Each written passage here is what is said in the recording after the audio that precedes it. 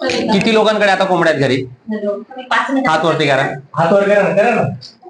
एकदम चांगली. अरे कोंबड्या पाळणं हे कमी पाण्याचं नाहीये. तुम्हाला सांगतो आमच्याकडे आहेत ना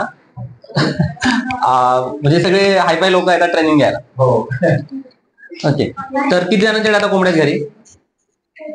परत हात वरती. अहो लागतं कशाला? बरं किती किती कोंबड्या आहेत तुमच्या घरी आता? किती कोंबड्या आहेत घरी?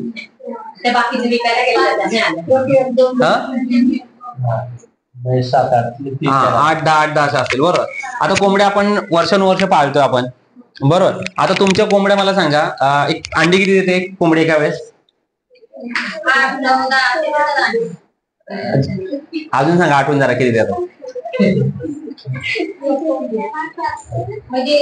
15-16 देतात ना ऍव्हरेजली. 12-15-16 18 पण देतात काही कोंबड्या. बरोबर. नाही आपल्या गावठी कोंबड्या देतात तेवढ्या अंडी. म्हणजे आणि वर्षातून कोंबडी किती अंडी देते? साधारणतः 60 अंडी देते आपल्याला. आता तुमच्याकडे एकदा पिल्ल किती जातात तुमच्या कोंबड्यांची मला सांगा? म्हणजे किती पिल्ल मोठी होतात शेवटपर्यंत विकेपर्यंत? हा 9-10 राहतात. 15-16 झालं तर 9-10 राहतील. बाकी कोणतरी सांगा ना. तुमच्या घरचं उदाहरण सांगा ना. तुमचे 10 पिल्लं झाले तरी शेवटपर्यंत 3-4 राहतात. बरोबर ना. एक कोंबडी कितीला विकता तुम्ही? कोंबडी देतात. आणि कोंबड्या कितीला विकता तुम्ही? 500ला. मग आता मला सांगा की तुमच्या घरी किती कोंबड्या आहेत? 2 आहेत का? बरं ठीक आहे. आता 2 कोंबड्या जर असेल तर याच्यातून तुम्ही 2 कोंबड्यांचे जर तुम्ही किती जगवली पिल्ल? 10 जर पिल्ल जगवली व्यवस्थित. आम्ही तुम्हाला ट्रेनिंग दिलं.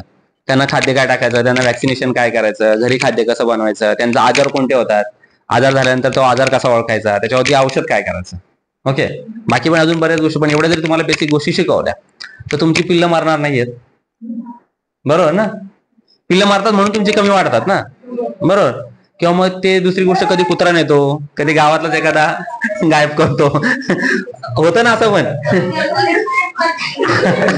नाही तेच सांगते मी. आता आम्ही पण खेड्यातलेच येत म्हणून सांगतोय. तर हे सगळं होत असतं. तर मग हे होऊ नये म्हणजे त्यांना थोडंसं जर तुम्ही काहीतरी निवारा केला म्हणजे खर्च नाही करताना आपण आपल्याकडे डेल्या आहेत